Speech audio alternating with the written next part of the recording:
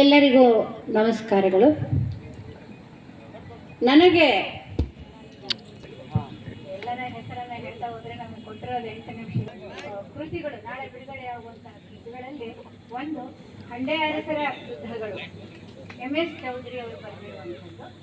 ಇನ್ನೊಂದು ರಾಯಚೂರು ಜಿಲ್ಲೆಯ ಶಾಸನ ಶಿಲ್ಪಗಳಲ್ಲಿ ಹಂಡೆ ಅರಸರು ಬರೆದಿರುವುದು. ಈ ಎರಡು ಕೃತಿಗಳು ಕೂಡ ನನ್ನ ಕೈ ಸೇರಿದ್ದು ನಿನ್ನೆ ಅಲ್ಲ ಮೊನ್ನೆ. ಹಾಗಾಗಿ ನನಗೆ 8 ನಿಮಿಷ ಅಂತ ಹೇಳಿದಾಗ ಖುಷಿ ಆಯಿತು. ಯಾಕೆಂದರೆ ಅದನ್ನು ಪೂರ್ಣವಾಗಿ ಓದಿ ನ್ಯಾಯ ಸಲ್ಲಿಸಲಿಕ್ಕೆ ಸಾಧ್ಯ ಇಲ್ಲ. ಯಾಕೆಂದರೆ ನಿನ್ನೆ ಗದಗಲ್ಲಿ ಒಂದು ಸೆಮಿನಾರ್ ಇತ್ತು, ಅಲ್ಲಿಗೆ ಬಂದಿದ್ವಿ, ಅಲ್ಲಿಂದ ಇಲ್ಲಿಗೆ ಬಂದಿದ್ವಿ. ಪುಸ್ತಕ ಓದೋಕ್ಕೆ ಸಹ ನನಗೆ ಬಿಡುವಾಗಿಲ್ಲ. ಆದರೂ ಒಂದು ಸ್ವಲ್ಪ ಗ್ರಹಿಸಿದ್ದನ್ನು ಇಷ್ಟು ಕಡಿಮೆ ಸಂದರ್ಭದಲ್ಲಿ ಹೇಳಿರಿ ಅಂತ ಹೇಳಿರೋದ್ರಿಂದ ಆ ಕೆಲಸವನ್ನು ನಾನು ಮಾಡ್ತಾ ಇದ್ದೇನೆ. ಮೊದಲನೇದಾಗಿ ರಾಯಚೂರು ಜಿಲ್ಲೆಯ ಶಾಸನ ಶಿಲ್ಪಗಳಲ್ಲಿ ಹಂಡೆ ಅರಸರು ಅನ್ನುವಂಥದ್ದನ್ನು ಡಾಕ್ಟರ್ ಚನ್ನಬಸಪ್ಪ ಮಲ್ಕಂದಿನ್ನಿ ಅನ್ನೋರು ಬರೆದಿದ್ದಾರೆ. ಅವರು ಈ ರಾಯಚೂರು ಅವರು ಬಹಳ ಶಾಸನಗಳನ್ನು ಪ್ರಕಟಿಸಿದ್ದಾರೆ. ಆದರೆ ಪ್ರಸ್ತುತ ಅವರು ಕೇವಲ ಇಲ್ಲಿ ರಾಯಚೂರು ಜಿಲ್ಲೆಗೆ ಸಂಬಂಧಪಟ್ಟ ಹಾಗೆ ಹಂಡೆ ಅರಸರ ಶಾಸನಗಳನ್ನು ಅವರು ಸಂಗ್ರಹಿಸಿ ಕೊಟ್ಟಿದ್ದಾರೆ. ಅದರ ಜೊತೆಗೆ ಅವರ ಧಾರ್ಮಿಕ ಮತ್ತು ಆರ್ಥಿಕ ಹಾಗೆ ಸಾಮಾಜಿಕವಾದಂತಹ ಆ ಶಾಸನಗಳಿಂದ ಮೂಡಲ್ಪಡಬಹುದಾದಂಥ ಕೆಲವು ವಿಷಯಗಳನ್ನು ಕುರಿತು ಅವರು ಅದರಲ್ಲಿ ಹೇಳುವಂಥ ಪ್ರಯತ್ನ ಪಟ್ಟಿದ್ದಾರೆ. ಈ 12 ಶಾಸನಗಳನ್ನು ಅವರು ತೆಗೆದುಕೊಂಡಿರೋದು ರಾಯಚೂರು ಜಿಲ್ಲೆಯ ಒಳಗಿರುವಂತಹ ಸಿರ್ವಾರ ಮತ್ತು ಇನ್ನು ಉಳಿದಂತಹ ಪ್ರದೇಶಗಳು, ಸೋಮಲಾಪುರ ಇರಬಹುದು, ಮುತ್ತತ್ತಿ ಇರಬಹುದು, ಹೀಗೆ ಕೆಲವು ಪ್ರದೇಶಗಳಿಂದ ಆ ಶಾಸನಗಳನ್ನು ಅವರು ಓದಿದ್ದಾರೆ. ಆ ಶಾಸನಗಳಲ್ಲಿ 12 ಶಾಸನಗಳನ್ನು ಇಲ್ಲಿ ಉಲ್ಲೇಖ ಮಾಡಲಿಕ್ಕೆ ಸಾಧ್ಯ ಇಲ್ಲ. ಯಾಕೆಂದರೆ ಅದು 9 ಅಧ್ಯಾಯಗಳನ್ನು ಒಳಗೊಂಡಿರುವಂಥ ಕೃತಿ. ಆ 9 ಅಧ್ಯಾಯಗಳಲ್ಲಿ ಅವರು ಹೇಳೋ ಅಂಥದ್ದು ಈ ಶಾಸನಗಳನ್ನು ಕುರಿತಾದಂತಹ ಅಧ್ಯಾಯಗಳನ್ನು ಒಳಗೊಂಡಿದ್ದಾರೆ. ಶಾಸನಗಳ ಸ್ವರೂಪ ಮತ್ತು ಅದರ ಉದ್ದೇಶ, ಶಾಸನಗಳು ಹೇಗಿದ್ದಾವೆ, ಅವು ಯಾರ್ಯಾರ ಶಾಸನಗಳು, ಅದರಲ್ಲಿ ಬರುವಂತಹ ವಿಷಯ ಏನು ಅನ್ನುವಂಥದ್ದು. ಹಾಗೆ ಚಾರಿತ್ರಿಕ ಅಂಶಗಳು, ಆ ಶಾಸನಗಳಲ್ಲಿ ಬರುವಂಥ ಚಾರಿತ್ರಿಕ ಅಂಶಗಳು ಏನನ್ನ ನಮ್ಮ ರಾಜಕೀಯ ಚಿತ್ರಣಕ್ಕೆ ಅವು ಕೊಡ್ತವೆ ಅನ್ನುವಂಥದ್ದು. ಹಾಗೆ ಶಾಸನೋಕ್ತ ಹಂಡೆ ಅರಸರು, ಶಾಸನದಲ್ಲಿ ಬರುವಂಥ ಹಂಡೆ ಅರಸರು ಅವರು ಯಾರು, ಅವ್ರು ಏನು ಮಾಡಿದರು ಅನ್ನುವಂಥದ್ದು ಆ ಶಾಸನಗಳಲ್ಲಿ ಬರುತ್ತೆ. ಹಾಗೆ ಅದು ಬಹಳ ಖಚಿತವಾದಂತಹ ಶಾಸನಗಳ ಮೂಲಕ ತಿಳಿಯೋದ್ರಿಂದ ಬಹಳ ಖಚಿತವಾಗಿರೋವಂಥ ವಿಷಯಗಳವು. ಹಾಗೆ ಅವರ ಆಡಳಿತ ವ್ಯವಸ್ಥೆ ಹೇಗಿತ್ತು, ಆರ್ಥಿಕ ವ್ಯವಸ್ಥೆ ಹೇಗಿತ್ತು, ಸಾಮಾಜಿಕ ವ್ಯವಸ್ಥೆ ಹೇಗಿತ್ತು, ಧಾರ್ಮಿಕ ವ್ಯವಸ್ಥೆ ಹೇಗಿತ್ತು, ಆ ಶಾಸನಗಳ ಶೈಲಿ ಹೇಗಿದೆ, ಅದು ಹೇಗೆ ಪ್ರಾರಂಭ ಆಗುತ್ತೆ, ಅದರ ಶಾಪಾಶಯಗಳೇನಿದೆ, ಶಾಪಾಶಯಗಳಲ್ಲಿ ನಾವು ಬರೀ ನಮ್ಮ ಹಿಂದೂ ಧರ್ಮದ ಶಾಸನಗಳಾದರೆ ಕಾಶಿಯಲ್ಲಿ ಹೋದಂಥ ಗೋವುಗಳನ್ನು ಕೊಂದಂಥ ಪಾಪ ಬರುತ್ತೆ ಅಂತ ಹೇಳ್ತಾರೆ. ಆದರೆ ಇಲ್ಲಿ ಮುಸ್ಲಿಂ ಸಮುದಾಯನೂ ಇರೋದರಿಂದ ಮುಸ್ಲಿಮರನ್ನು ಕೂಡ ಅಲ್ಲಿ ಮಕ್ಕಾಕ್ಕೆ ಹೋದಿ ಹಂದಿಯನ್ನು ಕೊಂದಂತಹ ಶಾಪ ಬರುತ್ತೆ ಅನ್ನೋವಂಥದ್ದನ್ನು ಕೂಡ ಹೇಳ್ತಾರೆ. ಹೀಗೆ ಕೆಲವು ವಿಶೇಷ ಅಂಶಗಳು ಅದರಲ್ಲಿ ಕಾಣಿಸ್ಕೊಳ್ತವೆ. ಹಾಗೆ ಪ್ರಸ್ತುತ ಹಂಡೆ ಅರಸರ ಶಾಸನಗಳನ್ನು ಅವರ ಸ್ಥಿತಿ ಏನಾಗಿದೆ, ಅವುಗಳನ್ನು ನಾವು ಹೇಗೆ ರಕ್ಷಣೆ ಮಾಡಬೇಕಾಗಿದೆ, ಆ ರಕ್ಷಣೆ ಮಾಡೋದ್ರ ಜೊತೆಗೆ ನಮ್ಮ ಹಿಂದಿನ ಈ ಶಾಸನಗಳಲ್ಲಿ ನಮ್ಮ 9ನೇ ಶತಮಾನದಿಂದ ಈಗೇನು 10ನೇ ಶತಮಾನದಿಂದ ಶಾಸನಗಳನ್ನು ಹೇಳ್ತಾರಲ್ಲ, ಆ ಚಾಲುಕ್ಯರಿಂದ ಶುರುವಾದಂಥ ಇಲ್ಲಿವರೆಗಿನ ಶಾಸನಗಳು, ಅದನ್ನ ಅವರು ಈ ಅರಸರು ಇರುವವರೆಗಿನ ಶಾಸನಗಳು, ಅವರ ವಂಶ ಕೊನೆಯಾಗುವವರೆಗಿನ ಇರುವಂಥ ಶಾಸನಗಳ ಅವುಗಳ ಸ್ಥಿತಿಗತಿಯಾಗಿದೆ, ಅವನ್ನ ಹೇಗೆ ರಕ್ಷಣೆ ಮಾಡಬೇಕು ಅನ್ನೋದನ್ನು ಹೇಳಿದ್ದಾರೆ. ಈಗಾಗಲೇ ನಮ್ಮ SC ಪಾಟೀಲ್ ಅವರು ಮತ್ತು GN ಪಾಟೀಲ್ ಅವರು ಮತ್ತು ಇನ್ನೊಬ್ಬರು SS ಪಾಟೀಲ್ ಅವರು ಇವರೆಲ್ಲರೂ ಕೂಡ ಈ ಒಂದು ಹಂಡೆ ವಜೀರರ ರಥವನ್ನು ಎಳೆಯುವಂಥ ಕೆಲಸ ಮಾಡಿದ್ದಾರೆ. ಹಂಡೆ ವಜೀರರು ಇಷ್ಟು ಸಮುದಾಯ ನಿಜವಾಗ್ಲೂ ಪುಣ್ಯವಂತ ಸಮುದಾಯ. ಇಡೀ ಕರ್ನಾಟಕದಲ್ಲಿ ಅಥವಾ ಭಾರತದಲ್ಲಿ ಈ ಥರದ ಒಂದು ದೊಡ್ಡ ಸಮುದಾಯವನ್ನು, ಅದರ ಇತಿಹಾಸವನ್ನು, ಅದರ ಚರಿತ್ರೆಯನ್ನು, ಅದರ ಕೊಡುಗೆಗಳನ್ನು ತೋರಿಸ್ಕೊಟ್ಟಿದ್ದಾರೆ. ಆದ್ದರಿಂದ ಎಷ್ಟು ಕೃತಿಗಳನ್ನು ನಿಜವಾಗ್ಲೂ ಕೂಡ ಅವರ 3 ಜನರೆಲ್ಲ ಕಣಗಳಲ್ಲೂ ಕೂಡ ನಮ್ಮ ಹಂಡೆ ವಜೀರರು ಅಂತ ಕೂಡ ಹೇಳ್ತಾ ಇದೆ ಅಂತ ಅನಿಸುತ್ತೆ.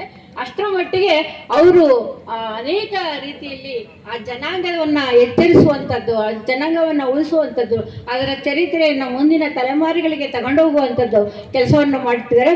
ನಿಜವಾಗ್ಲೂ ಕೂಡ ಅವರ ವಂಶಸ್ಥರು ಅಥವಾ ವಜೀರರ ಎಲ್ಲ ಜನಾಂಗ ಸಮುದಾಯವೂ ಕೂಡ ಅವರನ್ನು ತುಂಬ ಕೃತಜ್ಞತೆಯಿಂದ ನೆನೆಸಬೇಕು.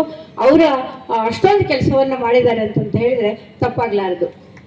ಈ ಎಲ್ಲ ಅಂಶಗಳನ್ನು ಕೂಡ ಈ ಶಾಸನಗಳನ್ನು ಒಳಗೊಂಡಿರುವಂಥದ್ದನ್ನು ನೋಡ್ಬೋದು. ಇದರಲ್ಲಿ ಒಂದು ವಿಶೇಷವಾಗಿ ಕೆಲವು ಹೊಸ ಅಂಶಗಳನ್ನು ಸೇರ್ಪಡೆ ಮಾಡಿದ್ದಾರೆ. ಅದರಲ್ಲಿ ನಮ್ಮ ಹನುಮಿ ನಾಯಕನ ಮಕ್ಕಳು ಎರಡು ಇಮ್ಮಡಿ ಲಕ್ಕಪ್ಪ ನಾಯ್ಕ ಲಕ್ಕುಮಿ ನಾಯ್ಕ ಅಂತ ಬರ್ತಾನೆ. ಅದು ಬಹುಶಃ ಮೊದಲೇ ಕೈಫಿಯತ್ಗಳಲ್ಲಿ ಬೇರೆ ಶಾಸನಗಳೆಲ್ಲ ಅಷ್ಟು ಕಂಡಿಲ್ಲ. ಇಲ್ಲಿ ಆ ಶಾಸನಗಳ ಒಂದು ಬರೋದ್ರಿಂದ ಅವನು ಹನುಮಿ ನಾಯಕನ ಮಗನೋ ಮೊಮ್ಮಗನೋ ಅನ್ಸುತ್ತೆ, ಅವ್ರ ತಂದೆ ಹೆಸರು ಕೂಡ ಅದಿತ್ತು. ಹಾಗಾಗಿ ಆ ತಂದೆ ಹೆಸರನ್ನ ಮಕ್ಕಳಿಗೆ ಇಡೋದು ಸಹಜ, ಮಗ ಇರ್ಬೋದು ಅಥವಾ ಮೊಮ್ಮಗನಿಗೂ ಇಡೋದು ಸಹಜ, ಮೊಮ್ಮಗನಿಗೂ ಇಟ್ಟಿರ್ಬೋದು.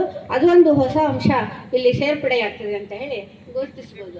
ಹಾಗೆ ಅಲ್ಲಿ ಶಾಸನಗಳಲ್ಲಿ ಬರುವಂತಹ ಧಾರ್ಮಿಕವಾದಂತಹ ಆಚರಣೆಗಳು, ಈ ಧಾರ್ಮಿಕ ಆಚರಣೆಗಳಲ್ಲಿ ಎಲ್ಲೆಲ್ಲಿ ದೇವಸ್ಥಾನಗಳನ್ನು ಕಟ್ಟಿಸ್ಕೊಟ್ರು.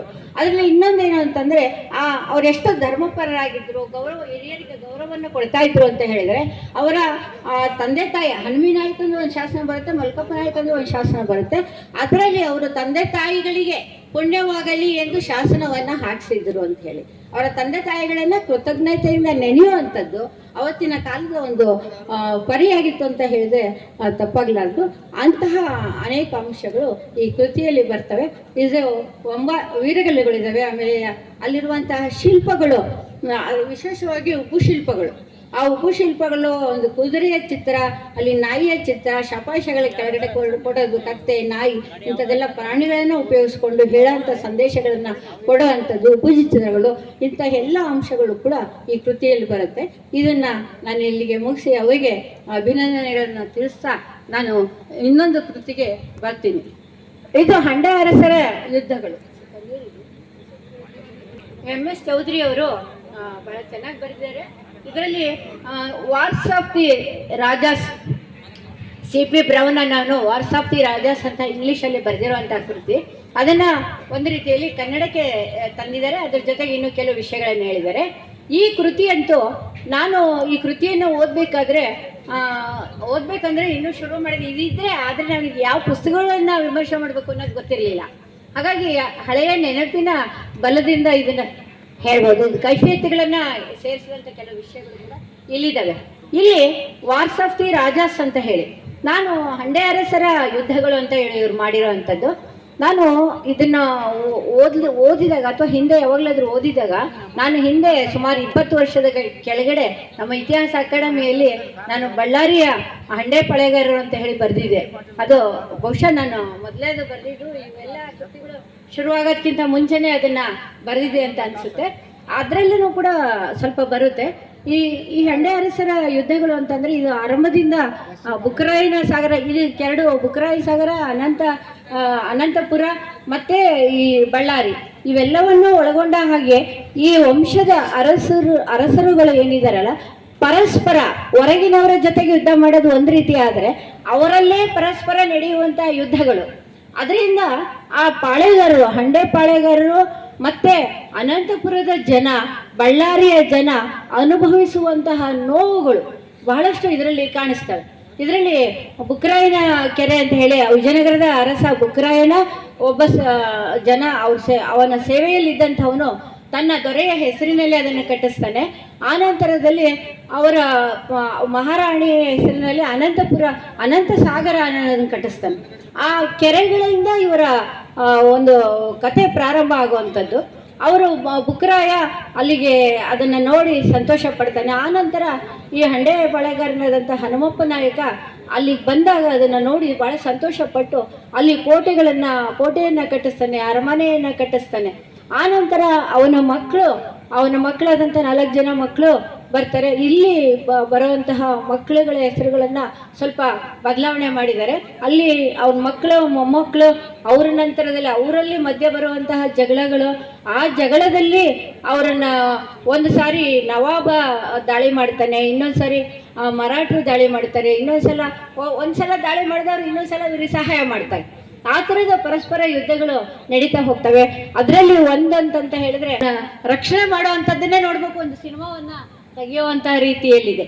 ಆ ರೀತಿಯಲ್ಲಿ ಅವನನ್ನು ರಕ್ಷಣೆ ಮಾಡಿ ಹೊರಗೆ ತಂದ ಮೇಲೆ ಅವನು ಮತ್ತೆ ಯಾವುದೋ ರೀತಿಯಲ್ಲಿ ತೊಂದರೆಗೊಳಗಾಗ್ತಾನೆ. ಅವನನ್ನು ರಕ್ಷಣೆ ಮಾಡಬೇಕು.